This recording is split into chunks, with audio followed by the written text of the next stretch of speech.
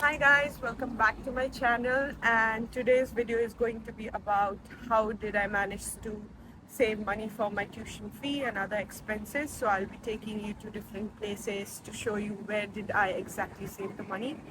So let's get into it. I just wanted to show you guys around. This is Watford. I absolutely love it.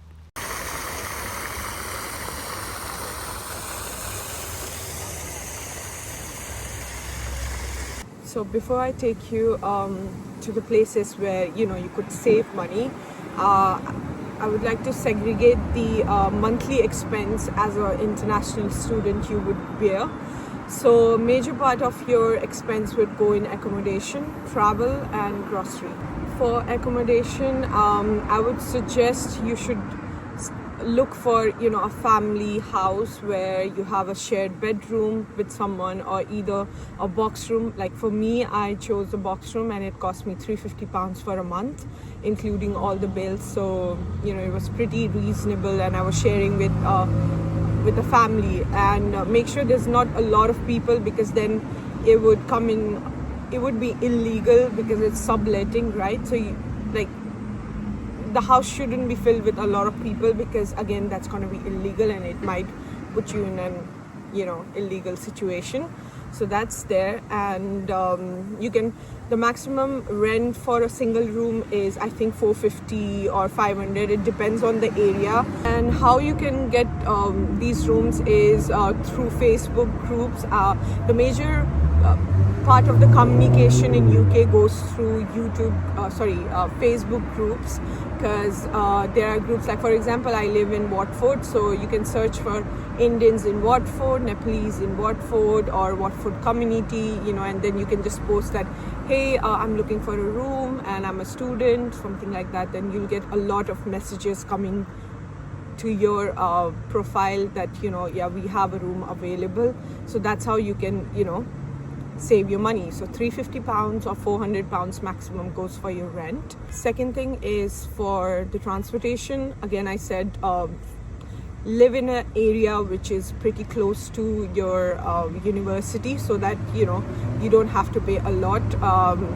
Maximum fare would be £2, or if you're living in London, then 1.75 just for that area. So if your university is in London, good for you. But if it's far, then you have to commute through train, then it's going to be a little costly. But for the train transportation, you can make Oyster card, student Oyster card, which reduces the price of the train tickets. And I remember a lot of my friends, what they did was, if they had 3 days maximum classes in a week, they came to university and stayed in the library. There are sections like in library where you can sit and study and sleep for some time, and then the next day they would attend the class and go back to home. So this way, there are a lot of ways to save money. It depends on you and your university how it runs. That's how it went for my university. So there were students living in library, and or if they had friends in university who were living in student accommodation, they would ask them if they could stay with them for a day. So this is the bus I used to take for my university, which initially cost me £2, but later they increased it to £3. Not a big difference, but you have to check your area and the bus tickets. The another thing is for grocery, which I will create a video. I'll tell you where exactly you can do your grocery shopping, so that you can save a lot of money in that. And also I would not suggest people to go out and eat for at least for a year. I mean, you can do it sometimes if you want to try something, but not every week or something like that. Major part of your expense is going in takeaways or something. No, you can prefer like lunch boxes like this. I used to do it like I literally didn't buy anything from outside. Like sometimes I did eat from McDonald's, but not from any other restaurants, because it is quite expensive. And also for example, I am Hindu, so I don't eat beef or pork. So most of the foods here in UK, they have beef and pork, and there were a couple of times when I almost ate beef or pork. And here we are in Lidl, my absolute favorite spot for grocery. and I think it's the best for an international student because you have a lot of options to save money. You can see the price, 55p for a bread. A lot of things that you get here are in, pence. There are a lot of reductions and you get everything, literally everything in such a, less price. So even the vegetables and fruits are very cheap here compared to other supermarkets. So I prefer Lidl because it helped me a lot in saving money. So go for Lidl. Lidl literally has the best bakery. I used to eat a lot of croissant. I remember in total I used to spend £20 for the entire month grocery, and £20 is like 2,000 rupees in Indian rupees, and I think 3,200 or something in Nepali rupees. So I don't think that's too much because you get a lot of stuff, like you can see coffee and everything. So it's the whole supermarket. Right now I'm not gonna buy anything because I literally have everything at home, but I just came here to show you guys around. So yeah. You even get water bottles like in 39p, all of it. So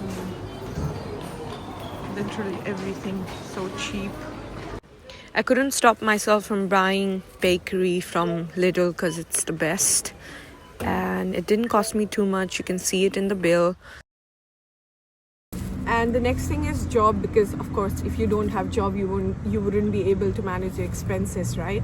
So the maximum amount a student can earn in UK is the minimum wage is I think £12 something. So in a month you can earn like £1,000 or something, and there are other ways too if you want to support yourself. I'm not going to mention it because you know why. If you know, you know. And the next thing is like if you're earning £1,000 for a month, for example, you get a room for 350 or 400 goes to your rent, and maximum you're going to spend in your grocery. I think I did £50 for a month, but there are a lot of people who spend like 100 and 150, but it depends on how much is your budget. So my rent was 350. 50 was for my food, grocery, and 50 I kept for my traveling to university because I had to go 3 days a week to university. So it's 450, and rest of the money, which almost was £600 or something, I used to straight up give it to university so that my fees is getting reduced. And if you pay monthly, they do allow, my university did, like you can pay on a monthly basis, £600, £500, whatever money you are left with at the end of the month. So the first thing I used to do was pay to university, and rest of the money pay to university, pay for my rent, and then I manage rest of the things for myself. And I didn't have the pressure to send money back home because I told my parents for a year I have to pay the fees. Either I can pay fees or send money back home, right? So that's how you need to have a conversation with your family. And yeah, that's it, I guess. I think I have covered everything. This is the town center. They call it town center. For us, I think, just like we have different jokes, back home, where we get all the stuff available. So you can come around, and there's a lot of shops where you can just knock in and ask them, hey, have you guys any availability? Like, do you guys have any job? So, some of them will tell you that, yeah, we do have a job, or ask you for an interview, or maybe tell you to just leave your name and your number so that they can call you when they have an availability. So yeah, you have to go around in each of these shops in the particular area you're living so that you know what's the position of jobs. We've got McDonald's here, which hires most of the students, but you have to go to their official website and apply for the job, and it takes a little bit of time. The other spot is Greg's. They usually hire too, and yeah, they're couple of other famous like bakery store like Wenzel's or Greg's, McDonald's. All these places, they're always hiring, always. So, but you have to go to their official website. The next stop is another gem of UK, which is Primark. It's the best place to buy cheap clothes, and they have a lot of options. A lot of people, you don't really need to buy clothes from back home, because then you can save a lot of space for your suitcase, and they have a lot of jackets that fits the weather of UK, so you can literally come here and buy rather than bringing it from back home. So guys, that's it for this video. I tried my best to cover everything. These were the things that I did specifically to manage all the expenses and save some sort of money for my tuition fee, which I was able to pay. I mean, it's your particular journey. You can come up with more new ideas when you are here in UK to, find ways to save money. But these were specifically things that I did for myself, which I think could be helpful for the new people coming in UK, or the ones that are already here and are finding hard to manage their expenses. So yeah, that's it for this video, and I'll try to come up with a new informative video which could be helpful. But for now, that's it. Bye.